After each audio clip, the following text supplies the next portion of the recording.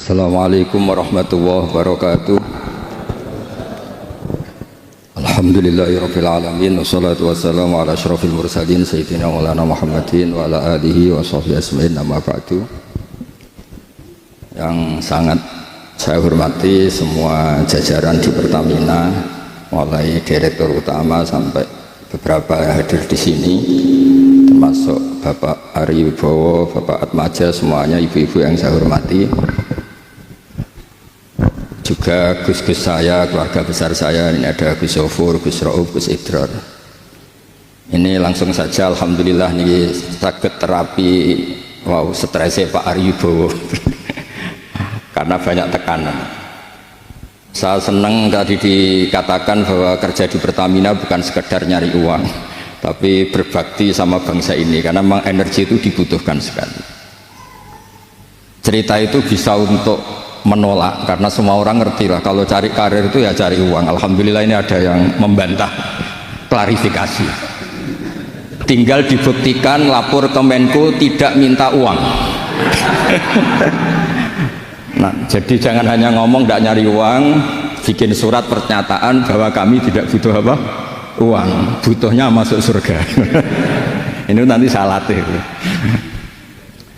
Tapi begini, saya cerita secara akademik, karena tadi saya sudah pamit Gus Sofur, katanya orang Pertamina itu pinter-pinter, entah pinter nyari uang, entah pinter ngatur kiai, tidak tahu saya itu. Karena saya ini terkenal kiai yang nggak mau diundang, terus diakali supaya Gus Pak datang itu di Gus Sofur, kan putra guru saya. Jadi begini, ada cerita kiai yang saya paling nggak suka, tapi saya harus mendengar karena ini cerita kiai. Tapi saya nggak suka, tapi harus didengarkan.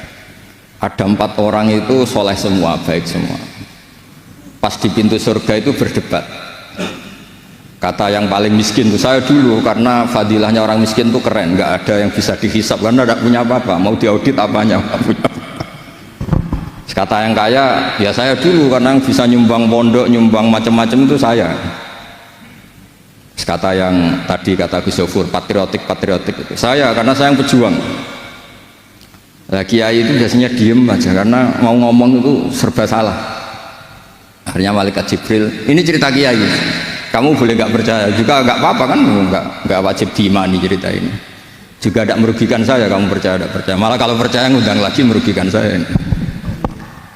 Terus kata Allah, coba Jibril itu kamu leret, orang fakir, kamu tahu fadilahnya, keutamaan orang fakir kata siapa? Kata Pak Kiai. Orang kaya, kamu tahu keutamaan dermawan kata siapa? Kata Pak Kiai. Para pejuang, kamu tahu fadilahnya patriotik itu kata siapa? Kata Pak Kiai. Sudah, jangan mendahului Pak Kiai, Pak Kiai dulu yang masuk surga. Tapi kiainya itu gampang, nggak berani masuk. Ditanya sama malaikat Jibril, kenapa kamu nggak berani masuk? Padahal sudah dipersilahkan. Masalahnya bangun pondok saya itu ini, orang kaya ini. Akhirnya yang masuk dulu akhirnya orang kaya ini, karena Pak Kiainya nggak berani ngelangkai donatur itu. Akhirnya geremeng semua yang fakir, lagi-lagi orang kaya itu menang di dunia dan akhirat katanya. Jadi itu guyonan terkenal di para pejabat. Kenapa takut itu? Itu yang nyekolahkan saya. Padahal dia tidak punya pangkat sama sekali, nggak jenderal, nggak pejabat. Tapi kenapa kamu takut? Itu yang menyekolahkan saya. Makanya ini penting saya utarakan supaya tadi seperti yang dibaca Quran tadi, la sorqaumum min qaumin. Jadi orang itu tidak boleh saling melecehkan, saling menghina. Saya ini katanya Gus Sofur tadi cerita, memang bapak saya, mbah saya itu teman dekat abahnya Gus Sofur, mbahnya itu dekat sekali, sangat dekat, mulai buyut-buyut mungkin. Ya karena saya Gus Sofur, Gus Idrar, Gus Rauf ini kan itu tidak Gus naturalisasi, memang Gus beneran, jadi mbah-mbahnya, buyut-buyutnya sudah. Yang kalah itu sama orang yang iri. Ada teman saya itu bapaknya, kebetulan bapaknya itu saya kenal, anaknya namanya Agus saja. Tak tanya, kenapa Pak namanya anaknya Agus? Saya ini dendam, Gus, anak saya agak dipanggil Gus. Akhirnya dinamai Agus, terus semua orang manggil Gus. Jadi kalau kamu ingin jadi Gus abadi, ya anaknya dipanggil apa? Gus. Dinamai Agus saja, pasti dipanggil Gus. Nah berkahnya orang-orang hasud itu ada yang pakai wadanan karena takut ini dikira anak kiai. Kebetulan dia pesek dipanggil pesek, kalau pendek dipanggil pendek. Yang perlu dicatat tuh begini ya, kebaikan saya kalau baca hadis itu yang paling haru itu orang fakir itu masuk surga itu 500 tahun sebelum orang kaya. Dulu saya itu janggal, janggal itu tidak memahami. Tapi ini bukan berarti Anda harus miskin, tidak perlu miskin. Miskin itu nggak usah dilatih, takdir. Nggak usah dilatih.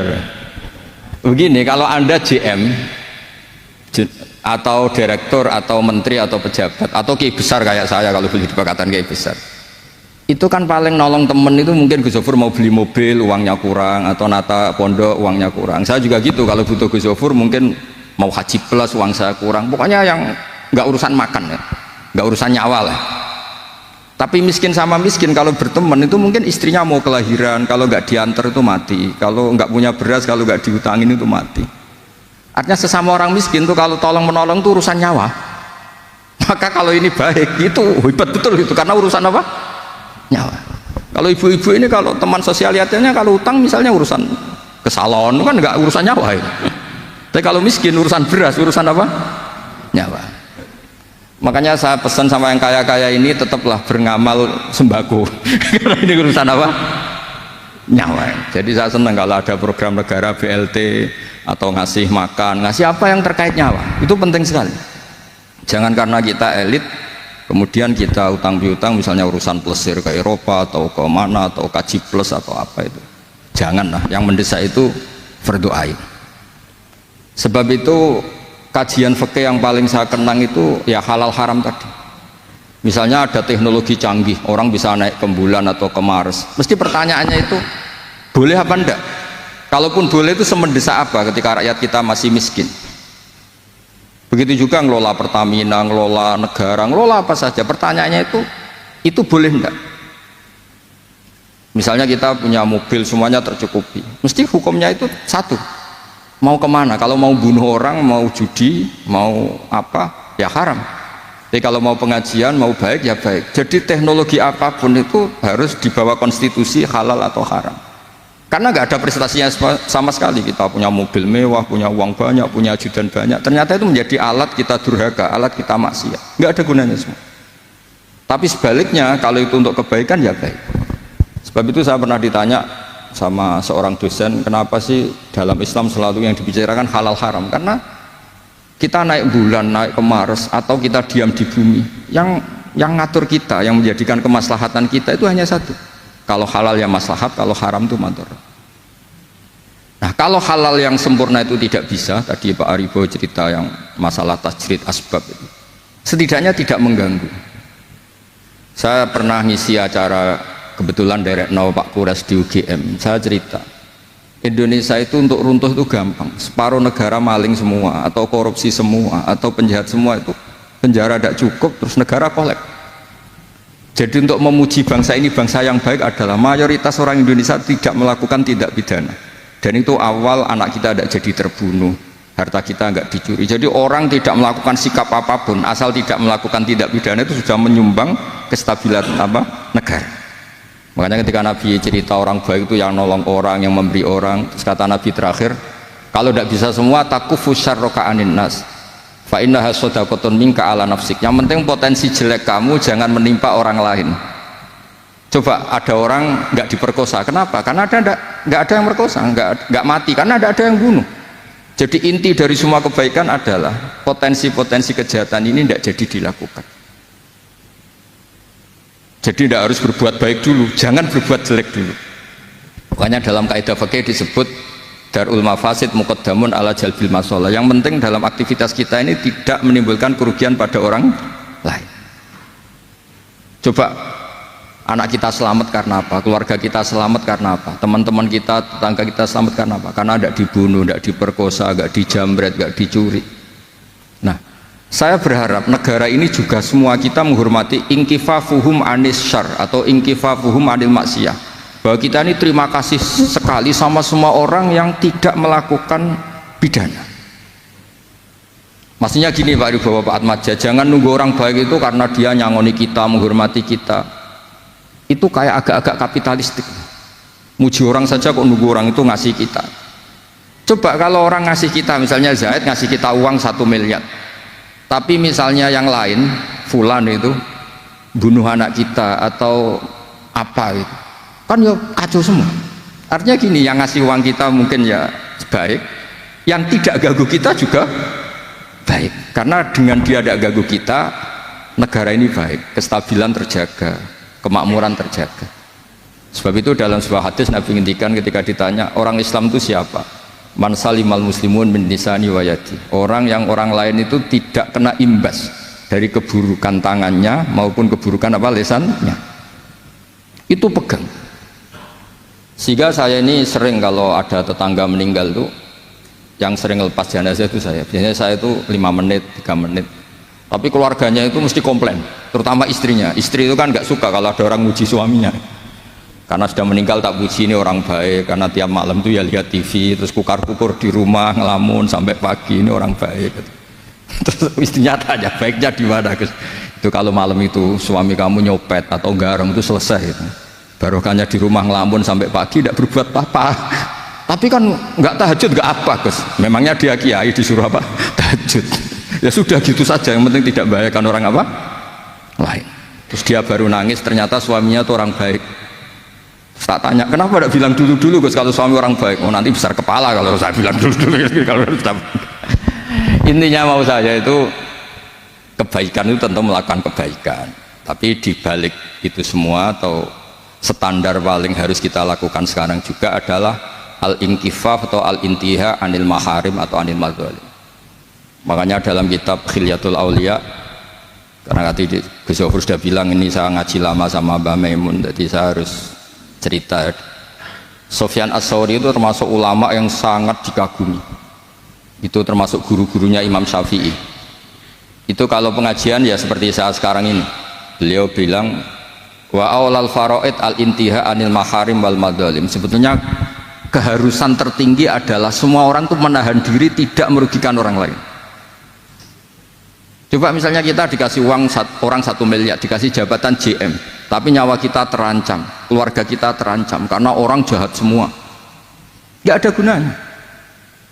Negara ini menjadi baik karena kebanyakan kita, dan alhamdulillah bangsa Indonesia masih seperti ini. Kebanyakan kita ini tidak ingin melakukan pidana, dan alhamdulillah sampai sekarang ya begini. Tentu memang selalu ada oknum-oknum yang berbuat jahat, akhirnya ada kepolisian untuk nangani itu. Tapi yang jelas saya pastikan, tadi mengingat dawuhnya Sufyan As-Tsauri tadi, dawuh Imam Sufyan As-Tsauri itu wa aulal faraid al-inkifaf anil madzalim wal maharim. Kebaikan tertinggi, keharusan tertinggi sebagai manusia itu orang menahan diri tidak melakukan sesuatu yang merugikan orang apa? Lain. Sehingga jenengan kalau saya sering cerita ini dan saya ulang-ulang nanti sesuai permintaan kita semua nanti mau itu yang kedua Gus Iit, karena ini baru latihan nyai jadi memang harus saya dulu. Kalau dulu Gus Iit nanti nggak keren. Saya itu sering cerita kalau Anda habis isya terus tidur sampai subuh. Saya ulang-ulang karena ini kampanye saya supaya masuk surga itu mudah.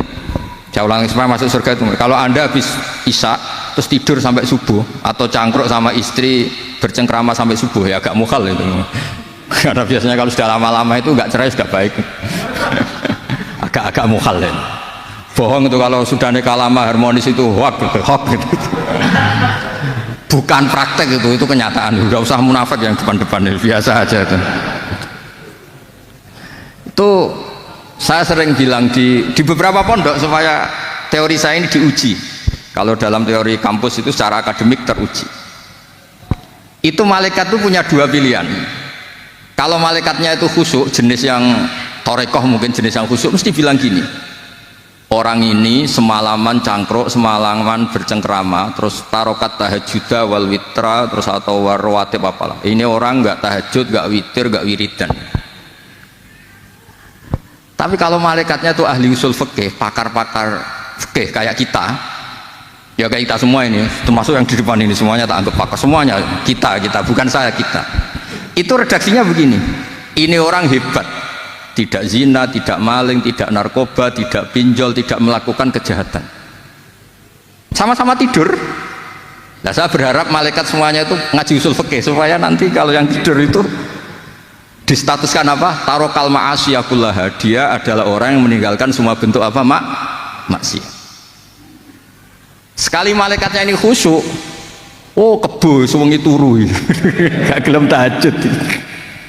Tidak ada, insya Allah malaikat tidak yang seperti itu.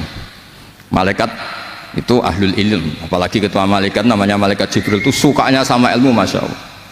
Dan secara teori keilmuan tadi dalam ilmu usul fikih itu sesuatu yang mubah, yang tidak ada status wajib atau haram, itu berstatus ibadah. Karena setiap orang melakukan mubah, barang yang boleh artinya apa? Meninggalkan keharaman. Ini perlu dicatat, dan termasuk taat terbaik adalah meninggalkan apa? Keharaman. Jadi misalnya malam itu jenengan di depan rumah, saya beri saksi kukar kubur bedelok, ya melihat rumahnya gitu, melihat istrinya ya gitu aja sampai pagi. Itu nanti malaikatnya bilang ini orang hebat, semalaman tidak melakukan kemungkaran atau kemaksiatan apapun, orang hebat. Gara-gara saya cerita itu, terus kalau ada orang meninggal rata-rata minta saya supaya suami saya Gus tetap orang baik, yang isi harus jenengan ini. Ya kira-kira gitu. Nanti disambung Gus Syed ini supaya latihan nyai di depan senior-seniornya ini ada saya Gus Syed. Assalamualaikum warahmatullahi wabarakatuh. Insyaallah saya wali. Assalamualaikum warahmatullahi wabarakatuh. Insyaallah pada masa yang di depan ada kegamangan dalam diri saya terkait tentang fikih, Pak. Masalah kunsa, Pak. Karena ada tetangga saya itu yang waktu kecil dia ini perempuan, Pak. Ya kunsa, Pak. Karena memang saya tidak temukan padanan kata dalam bahasa, karena banci itu kan KBBI-nya begini, Pak. Gus, KBBI-nya dalam banci itu adalah seorang laki-laki yang berpenampilan atau berperangai perempuan. Ya, tapi kunsa ini kan lahir dalam dua kelamin atau tidak punya kelamin. Nah, dalam fikih bahwa seorang kunsa ini kan tidak boleh jadi imam apabila makmumnya adalah laki-laki. Tapi seiring berkembangnya zaman, tentu hari ini medis itu kan bisa menentukan si kunsa ini laki-laki atau perempuan. Apakah apabila sudah ditentukan oleh medis bahwa kunsa ini adalah secara anatomi adalah laki-laki, apakah hilang status kunsanya apa tetap? Karena kan dalam fikihnya bahwa kunsa ini kan ada yang jelas, ada yang tidak jelas. Jadi mohon pencerahannya terkait tentang hal itu. Apakah kunsa itu selamanya? Apakah setelah medis menyatakan dia ini seorang laki-laki maka boleh jadi imam untuk laki-laki, plus bagaimana dengan bab warisnya? Mungkin baik, itu saja. Ya, terima kasih. Mungkin yang lainnya dua lagi ya, silakan. Namanya siapa tadi ini, Pak? Siapa? Namanya Syarif, Pak. Pak Syarif. Ya, yang lain ya. Silakan. Assalamualaikum warahmatullahi wabarakatuh. Selamat sore Bapak-Bapak sekalian. Izin perkenalkan diri, nama saya Bayu. Izin bertanya Gus, sekarang kan zamannya banyak kemajuan ya Gus. Nah di sini bagaimana kita dapat cara ampuhnya Gus, cara kita berprasangka baik pada orang? Karena pada dasarnya kita sudah mencegah untuk tidak berburuk sangka pada orang, tetapi pikiran dan mata kita terkadang susah untuk mengontrolnya. Nah, mungkin cara-cara ampuh yang dapat dilakukan agar kita terhindar dari berburuk sangka pada orang, dan mungkin itu karena kita kebanyakan dari dosa kita itu berburuk sangka pada orang Gus. Mungkin itu aja Gus, terima kasih. Wassalamualaikum warahmatullahi wabarakatuh. Waalaikumsalam warahmatullahi wabarakatuh. Silahkan ibu-ibu yang ingin bertanya, silahkan. Assalamualaikum warahmatullahi wabarakatuh. Perkenalkan, saya Ocha dari Pertamina wilayah Rembang.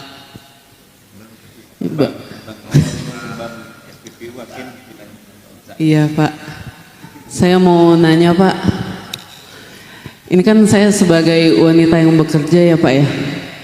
Apakah saya belum nikah gara-gara saya kerja ya Pak?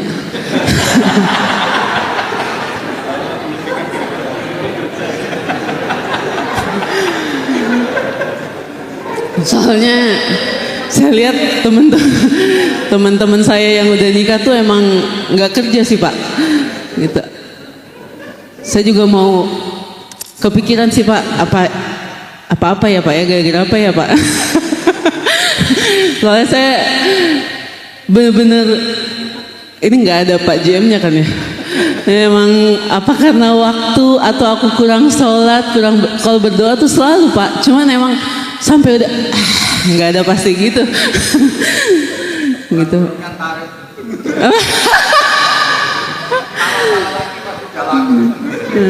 Gimana Pak? Ada tips dan trik gitu Pak? Apa aku harus rajin ikut pengajian? Cuman kalau pengajian juga ketutup gini Pak, jadi gitu kan. Mau minta saran sama Bu Danik, dia juga lagi nyari gitu. Jadi mungkin minta sarannya Pak, atau mungkin ada, atau enggak Bapak doain saya bisa nggak Pak? Ya. Baik, terima kasih. Mungkin ibu-ibu yang lain yang di belakang, silakan. Ini.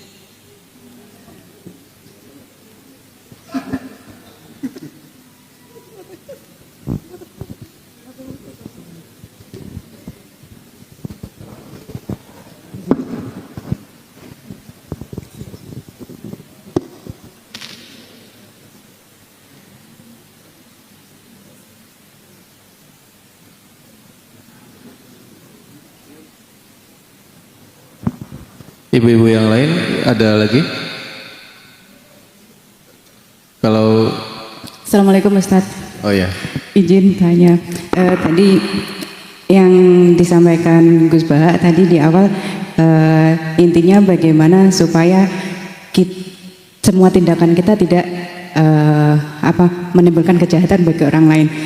Izin, kebetulan saya seorang ibu Pak, dengan anak sudah remaja dan sekarang musimnya adalah game online Pak.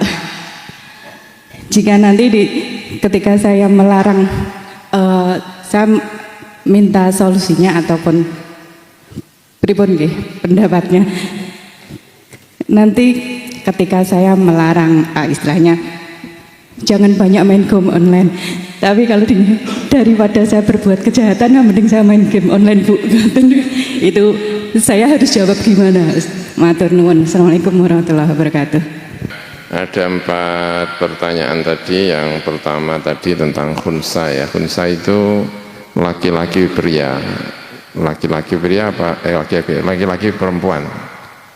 Wanita pria, waria, wanita pria ya. Kemudian ada yang kedua tadi tentang apa ya? Saya kurang mendengar dengan baik, tapi Gus Baha sudah mendengar dengan baik. Dan kedua dan ketiga nanti biar ada Gus Rauf, ada Gus Idror ya, saya tak urun yang pertama saja, yang khunsa, nanti disempurnakan yang lainnya ya. Jadi jenis kelamin itu dalam agama itu ya hanya 2, dzakarin wa unfa, nggak ada kelamin yang lain, tidak ada. Kelamin itu kalau tidak laki-laki ya perempuan. Tentu di sejumlah negara sekuler ada kelamin macam-macam. Di Thailand itu katanya kelamin itu 7. Tapi itu terlalu ya, sampai ada laki-laki senang laki-laki, laki-laki senang perempuan. Dalam buku-buku referensi fikih maupun tafsir kita itu juga akan mengatakan tidak ada laki-laki, tidak ada jenis selain laki-laki dan perempuan. Nanti kalau di akhirat pengen jadi laki-laki, nah itu namanya apa? Ganti kelamin. Kalau yang tadi itu enggak ganti kelamin. Masalahnya itu orang Indonesia itu kalau ada orang yang seperti tadi itu diolok-olok, sehingga dokter Indonesia tidak laku. Rata-rata kalau kepingin penegasan kelamin itu larinya kemana? Ke Singapura, ke negara barat. Kenapa? Karena di Indonesia itu yang seperti ini itu dianggap aib. Aib itu apa ya? Sesuatu tabu.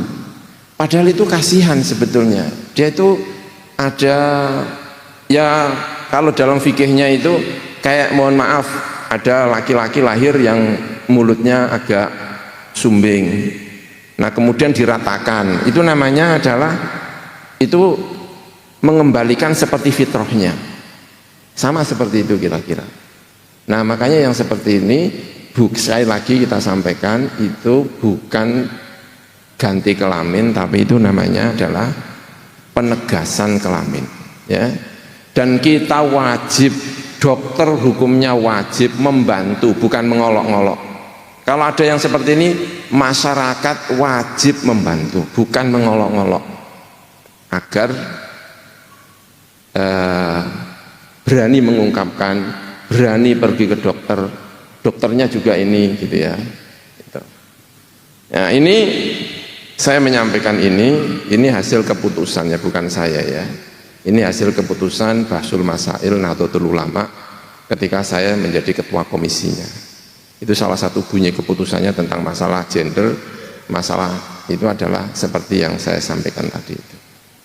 Ya, jadi jangan gampang-gampang mengecap ini wanita pria, pria wanita, tapi mending kita bantu dia untuk menegaskan kelamin. Ya, itu saya kira yang nanti mungkin bisa Gus Ba dan Gus Itmal. Gus Ba. Ya, saya tambahkan ya. Jadi tadi Gus Sofur ngendikan memang seperti itu ya di keputusan NU ya. Di semua tafsir juga begitu, ketika Allah ngendikan wa ma khalaqal dzakara wal unsa, dan demi zat yang menciptakan lelaki dan perempuan, itu kata hampir semua ulama tafsir ngendikan kalau ada khunsa itu hanya istilah masyarakat, tapi secepatnya diputuskan dia lelaki atau perempuan. Ya tentu memutuskannya tadi bisa pakai medis, pakai indikasi-indikasi yang lain. Karena ini kan terkait kalau dia sholat gaya apa. Kalau mondok ini gimana? Kalau datang di majelis ini di sana apa di sana kan? Ya, tentu indikasi itu bisa subjektif, bisa objektif. Nah, sebelum ditemukan yang objektif itu, ya kita nyari yang subjektif. Tapi tetap saja alamat-alamat ini diputuskan. Misalnya dulu ketika era dulu belum banyak medis itu, Sayyidina Ali pernah ditanya tentang khunsa. Zaman itu, saya ulang lagi, zaman itu beliau ngendikan hukima min haitsu yabul, ya lihat dia kencing dari alat lelaki atau alat perempuan. Tapi tetap saja benar yang dikatakan Gus Sofur, itu tetap kategorinya indikator. Jadi kalau ada ditemukan era modern, ada indikator yang lebih valid karena ada perbantuan apa teknologi atau apa, nggih monggo lah. Tapi secepatnya diputuskan, kan ini kan terkait dia sholatnya gaya apa, kalau mondok di mana itu, kalau nikah sama siapa, harus semuanya diputuskan. Oke, selanjutnya biar Gus Idror yang pun tetap bisa mengucapkan saya mau tak awet dulu ikut itu masyarakat seleranya Arab betul.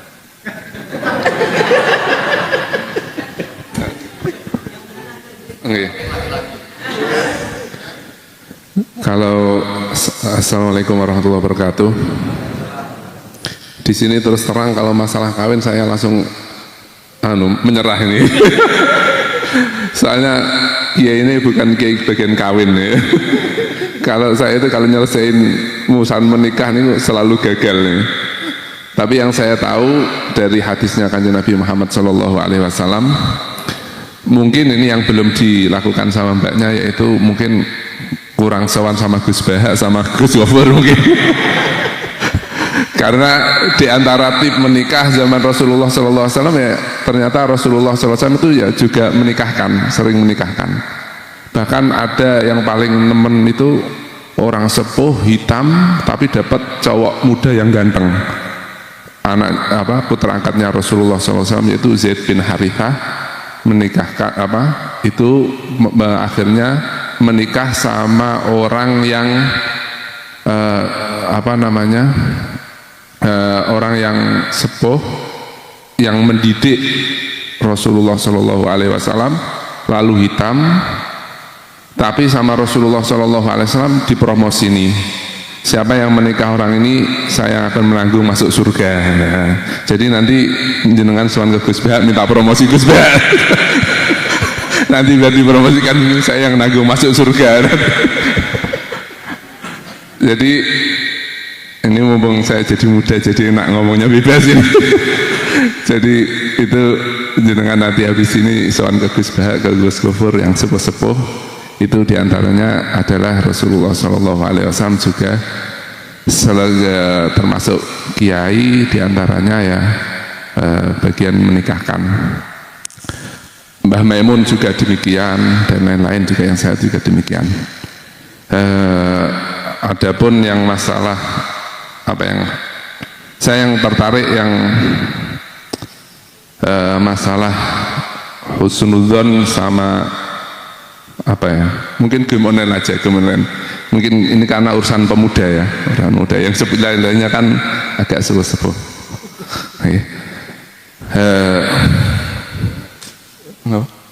Ya game online ya. Kalau saya pribadi, pemikiran saya pribadi, agama Islam itu masuk di semuanya, luar biasa. Agama Islam masuk semuanya. Karena tadi saya contohkan ya, untuk yang modern-modern aja ya, modern-modern aja. Masalah streaming. Ternyata streaming itu di zaman Rasulullah SAW juga melakukan streaming 2 kali. Ya, streaming lihat live langsung itu Rasulullah SAW 2 kali, yaitu pertama ketika melihat Najasyi meninggal, Rasulullah SAW pun langsung streaming, lihat langsung sholat gaib. Cuma belum pakai HP, streamingnya streaming jaringan Nabi. Jadi kan bukan 3G, bukan 4G, tapi langsung lewat Allah Subhanahu Wa Taala. Begitu juga ketika ditanya Isra Mi'raj, Rasulullah SAW pun langsung live streaming melihat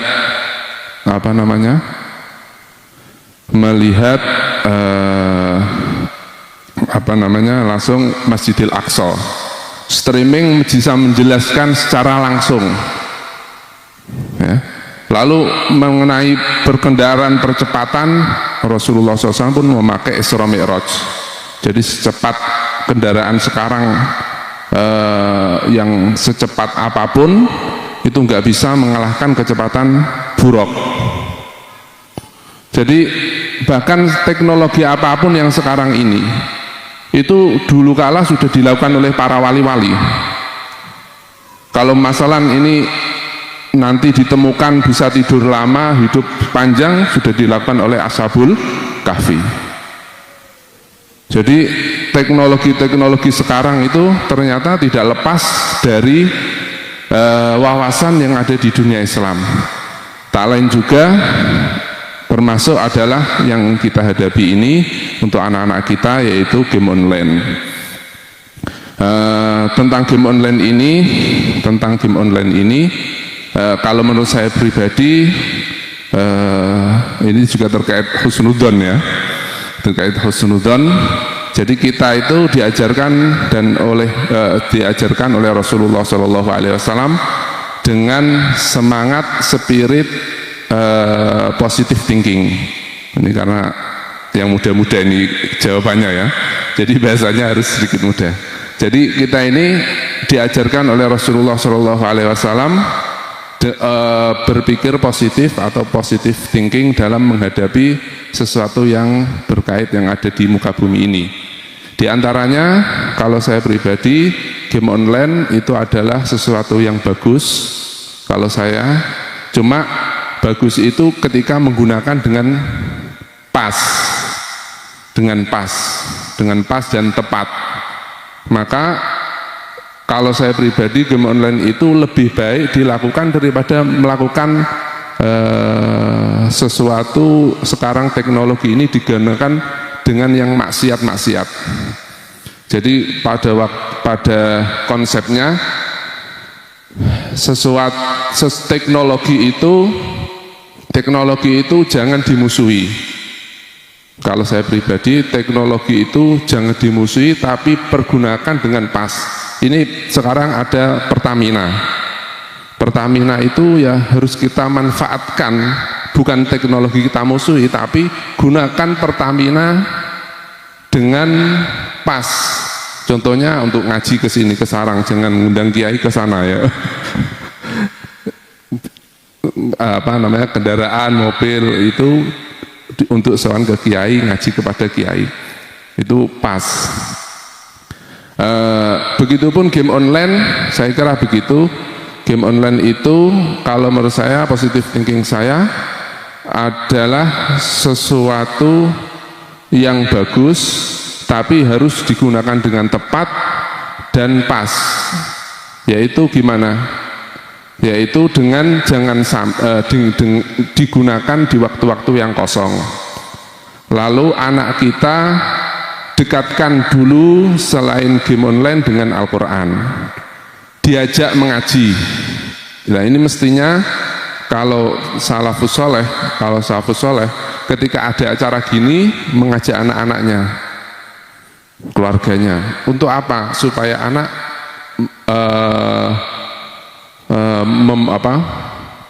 mempunyai atau melihat orang-orang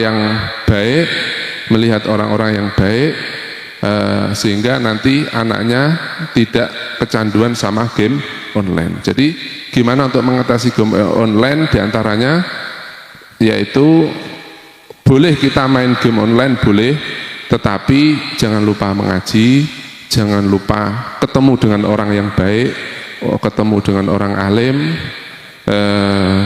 kita waktui orang tua karena itu tanggung jawab kita. Sekarang kan banyak ya teknologi membatasi waktu anak memakai HP, dan jangan, kalau saya pribadi tadi, kita tidak memusuhi game online, tetapi game online ini digunakan dengan tepat, dengan porsi yang pas, dengan yang baik, sehingga semoga anak-anak kita menggunakan dengan pas. Adapun tadi udah kecanduan atau bagaimana, enggak, dekatin dengan ngaji Al-Quran, dekat semuanya, nanti insya Allah akan mudah selesai. Saya kira enggak pantas saya perpanjang lagi. Sekian untuk masalah game online. Terima kasih sekali ya atas semuanya. Nama saya itu yang lebih dikenal itu nama belakangnya. Dulu nama saya itu cuma Abdul Ghafur, tapi karena hidup di Mesir, nama itu tidak boleh satu, harus dua, sehingga saya tambahi belakangnya namanya Abdul Ghafur Maimun. Nah, nampaknya nama Ghafur Maimun itu belakangnya itu lebih dikenal daripada Abdul Ghafurnya gitu kan. Nah, saya itu pernah ke Jakarta, itu ya berkali-kali, tidak hanya sekali saya. Karena kalau saya di Jakarta seringkali pakai sarung, pakai kopiah gitu ya, pakai sarung. Kalau naik taksi ya begitulah bentuknya, naik pesawat juga begitulah, kayak segini lah pokoknya itu ya. Sehingga ketika nama Maimun itu muncul itu pantas lah kalau ini anaknya Mbah Maimun gitu kan, karena kan sarungan ya. Nah kalau pas naik taksi itu, taksi yang Grab itu loh, itu kan muncul ya, mungkin di sopirnya kan muncul ya, ketika saya pesan itu kan muncul Abdul Ghafur Maimun. Nah, gitu. Itu berkali-kali itu supirnya itu mengenali itu nama belakangnya. Setelah tiba sampai di tujuan depan saya itu, saya menaik gitu ya, ini terus lama ngobrol, terus tiba-tiba nanya, itu nama belakangnya ada hubungannya dengan Mbah Maimun apa enggak gitu kan. Mau jawab iya kok kayaknya sombong gimana, kalau enggak kok, nah gitu. Nah pernah saya itu terus, iya saya punya hubungan, saya memang anaknya. Nah terus dia cerita macam-macam, terus akhirnya cerita, saya ini kebanyakan dosa ya, kenapa? Karena saya ini sudah nikah sekian tahun tidak punya anak-anak. Apa karena saya terlalu ngurusi dunia atau terlalu apa gitu ya, sehingga saya ini, jadi nama Maimun itu membuat orang keren, curhat itu agak nyaman rupanya. Agak nyaman. Terus saya sampaikan ke dia, kamu tahu Nabi Ibrahim? Nabi Ibrahim itu nggak punya anak itu sampai umurnya di atas 90, dan nggak ada yang mengatakan dia nggak punya anak-anak itu karena kebanyakan dosa. Ya, gini. Terus saya cerita lagi Nabi Zakaria itu, itu. Terus Nabi Yahya Nabi Yahya itu tidak punya keinginan untuk menikah dengan siapapun, dan itu berkat sehingga kiai-kiai yang tidak menikah itu punya alasan, saya ini kayaknya Nabi Yahya, gitu kira-kira ya. Jadi ada fase-fase di mana orang itu saya menikah cukup tua, umur saya menikah ketika umur saya 32 itu bagi kami itu, karena adik-adik saya nikah itu umurnya 25, kakak saya juga 25, yang paling tua menikah itu saya nikah itu usianya 32, dan tidak ada yang bilang itu karena apa karena kebanyakan dosa, kebanyakan kerja, ya memang nasibnya orang berbeda-beda ya kan. Kalau wajah Arab tetap wajah Arab. Atau mungkin wajah saya kurang keren sehingga nggak laku-laku gitu ya. Orang Arab atau gitu ya mungkin. Jadi saya pikir itu, dan Gus Ba saya kira punya ini. Gus Ba itu jadi kiai terlalu tua. Sekitar umurnya sudah kian baru jadi kiai. Itu bukan berarti kebanyakan dosa ya, memang nasibnya kiai sudah agak tua gitu ya. Adik saya itu jadi kiai terlalu muda, karena ketika ditinggal Mbah Maimun itu usianya memang masih sangat muda dan langsung dijadikan kiai. Saya jadi kiai itu gara-gara saya di sini. Di sini itu ada pondok nggak ada kiainya, terus saya di SK jadi kiai. Jadi makanya ada juga kiai itu yang jadi kiai itu setelah di SK.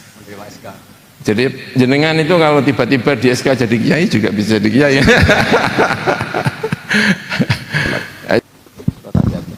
Yang tadi ibu-ibu tanya hubungan dengan anak tadi, kayaknya semua kita ya memang diuji membina anak. Jadi itu bukan menyangkut hal yang ibu saja ngalamin, semuanya lah. Mungkin yang soleh ya ingin anaknya lebih soleh, yang jabat mungkin ingin lebih dari bapaknya. Bahkan saya pernah cerita ketika ada acara di Jogja, ada yang tanya, boleh enggak Gus orang merintahkan kebaikan tapi dia sendiri belum baik? Kata saya boleh sekali, terutama orang tua. Banyak orang baik itu berkahnya orang yang trauma jadi tidak baik gitu. Jadi di Indonesia itu saking baiknya itu kalau ada nyuwun sewu maling ketangkep, itu doanya gini, wis cung bapak tok sing nglakoni kowe aja. Artinya gini, semua orang tua kita itu baik, bahkan ketika buruk pun ingin itu berakhir di beliau, tidak sampai anak-anak. Nah itu kalau nasihat tuh harus baik dulu, berarti nyuwun sewu maling atau koruptor gak boleh nasihati anaknya karena dia sendiri tidak baik atau belum baik. Jadi di Indonesia itu alhamdulillah ikrar-ikrar pada kebaikan itu luar biasa. Saya pernah ada khataman itu, ada orang tua itu nangis, tak tanya, anaknya itu hafid, hafal Quran, tak tanya, kenapa bapak nangis? Saya ini baca Quran aja tidak bisa, aku anak saya aku hafal Quran. Jadi hubungan dengan anak, dengan siapapun itu ya karena kita bertauhid, satu itu berpegangan sama rahmat Allah itu luas sekali. Banyak orang jadi presiden gak anaknya presiden, banyak orang jadi menteri gak anaknya menteri. Dan tapi juga menteri atau pejabat orang pinter juga jangan kumo luhur, karena kadang yang punya perusahaan itu tidak tamat SD bisa mempekerjakan yang profesor. Orang alim juga agak boleh kumo luhur. Tuh banyak teman-teman saya itu bisa baca mu'in, jadinya kiai itu di SK karena dia tuh nganggur, terus ada orang kaya bikin yayasan terus dikasih SK. Padahal dia bisa baca kitab, tapi jadinya kiai nunggu di SK orang yang nggak bisa baca apa kitab pada orang yang lain. Jadi kayak saya di sini kesannya kan keren di atas, tapi nggak keren sama sekali karena disuruh Pak Atmaja, ayo Gus Pak duduk manis cerita cara masuk surga, lakukan. Artinya yang angkuh itu bukan saya, yang nyuruh ini. Ya jadi tapi saya mohon lah, pokoknya yang masalah-masalah sosial tadi kata Gus Gofur, Gus Rob semuanya hubungannya itu harus husnudon. Husnudon itu ya berbaik sangka. Nah, nanti kalau terbukti salah, husnudon kita terbukti salah, orang ini memang penipu, memang jahat, ya dibahasakan ya kita harus waspada. Tapi jangan terus dirubah. Husnudon sekarang nggak relevan, yang bagus itu suudon, ya nggak boleh, hukum agama dirubah-rubah itu nggak boleh. Kalau husnudon terpaksa salah ya bilang aja kita harus apa?